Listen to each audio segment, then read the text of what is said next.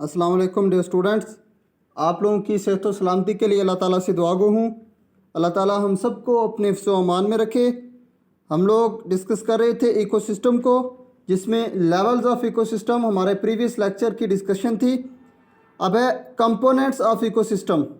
अब इससे पहले भी एक टॉपिक है जिसमें हम लोग रोल ऑफ स्पीशी या role of any specific organism को डिस्कस करते हैं इनसाइड द एनवायरनमेंट। वो हम लोग कंपोनेंट्स के बाद डिस्कस करेंगे, क्योंकि कुछ बातें ऐसी हैं कंपोनेंट्स के अंदर जो रिपीट होंगी दोबारा और जिनकी अंडरस्टैंडिंग ज़रूरी है आपको इस टॉपिक को समझने के लिए। तो कंपोनेंट्स ऑफ इकोसिस्टम, इकोसिस्टम के कंपोनेंट्स दो बेसिक कंपोनेंट्स है किसी भी इकोसिस्टम में। अब याद रखें, डेफिनेशन को आप लोगों ने माइंड में रखना है। इकोसिस्टम की जो डेफिनेशन थी उसमें ये बात क्लियरली डिस्क्राइब की थी। Ecosystem is a system that is form by the combination, that is formed by the interrelationship या that is formed by the combined functioning of living and non-living organisms। तो ज़ाहिर बात है जब इकोसिस्टम को किसी ख़ास जगह पे डिस्क्राइब करेंगे तो उस जगह पे हमारे माइंड में दो बातें आ रही होंगी कि लिविंग ऑर्गेनिज्म भी हैं और non living part of the environment भी यहाँ पे मौजूद है। तो उन दोनों पार्ट्स को अगर अलग अलग देखा जाए तो अर्थ के ऊपर या हमारे सर्वाइवल के लिए जो नॉन लिविंग पार्ट है वो कौन कौन से हैं और लिविंग ऑर्गेनिजम्स कौन कौन सी हैं।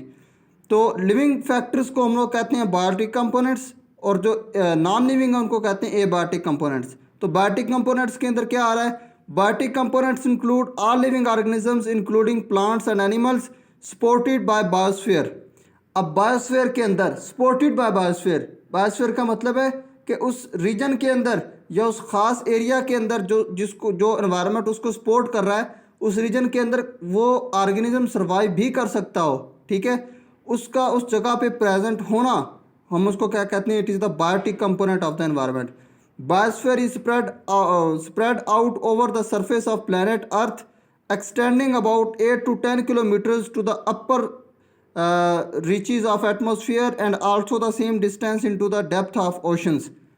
अर्थ क्रस्ट से लेकर 8 to 10 kilometre above at the top of the mountains, वहाँ पे भी तो लिविंग ऑर्गेनिज्म सर्वाइव कर रहे हैं। वहाँ से लेकर डेप्थ ऑफ ओशन, वहाँ पे भी तो लिविंग लाइफ जो है वो मौजूद है। तो वहाँ तक की स्टडी हम लोग उसको क्या कहते हैं कि वहाँ तक बायोस्फीयर की रेंज है।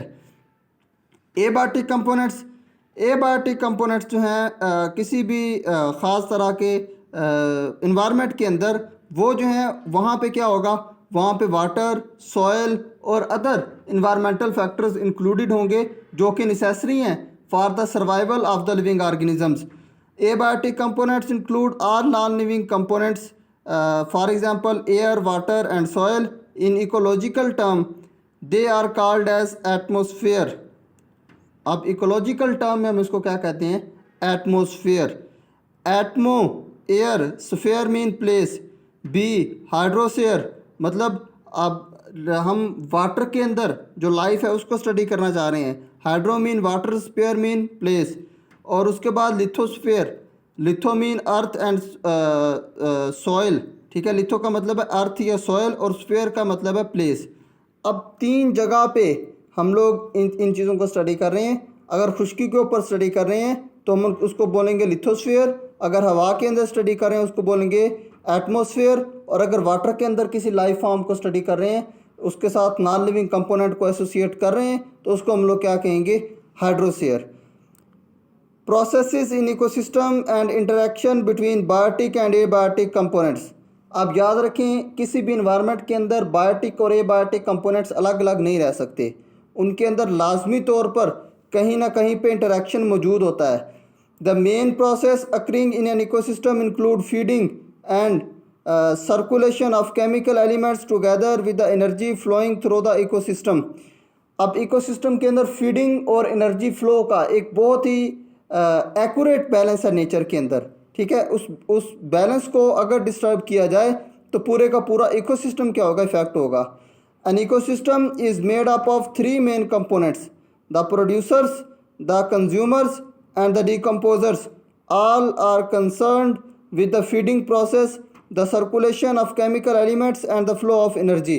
इन तमाम के अंदर feeding relationship, circulation of the chemical elements और एनर्जी फ्लो को हम लोग क्या करते हैं, डिस्कस।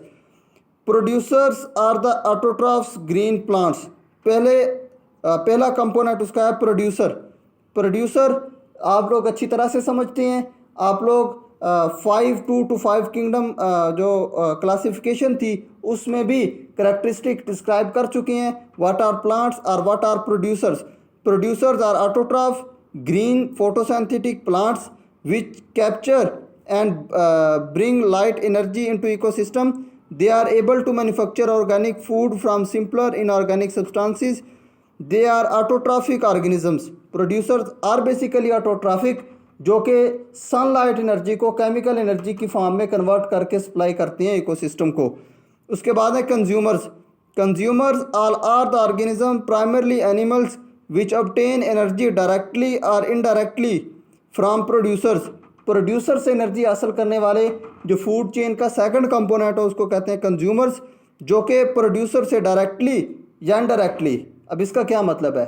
डायरेक्टली का मतलब है कि कोई लिविंग ऑर्गेनिज्म डायरेक्टली प्लांट्स के ऊपर फीड कर रहा है, हर्बीवोर्स है तो वो क्या है, डायरेक्टली फीड कर रहा है प्लांट्स को, ठीक है। लेकिन एक इनडायरेक्ट मेथड भी है कि लाइक कार्निवोर्स वो हर्बीवोर्स को खा रहे होते हैं, तो इनडायरेक्टली वो किसको खा रहे हैं, प्लांट्स पे ही उनकी जो फीडिंग है वो जाकर यूनाइट होती है। They are mainly heterotrophic organisms. अब ये क्या करते हैं, हेटरोट्रॉफिक ऑर्गेनिजम्स हैं और रेडीमेड ऑर्गेनिक फूड ये क्या करते हैं, गेट करते हैं। जबकि plants in organic substances CO2 और H2O को मिलाकर क्या करते हैं, ऑर्गेनिक सब्सटेंसेस प्रोड्यूस करते हैं। उसके बाद है decomposers. Decomposers are mainly the fungi and bacteria which obtain their energy from dead and decaying plants and animals. अब decomposers dead and decaying like fungi like bacteria आप लोग डिस्कस कर चुके हैं कि ये कैसे डिकम्पोज करते हैं अपने एंजाइम्स की मदद से।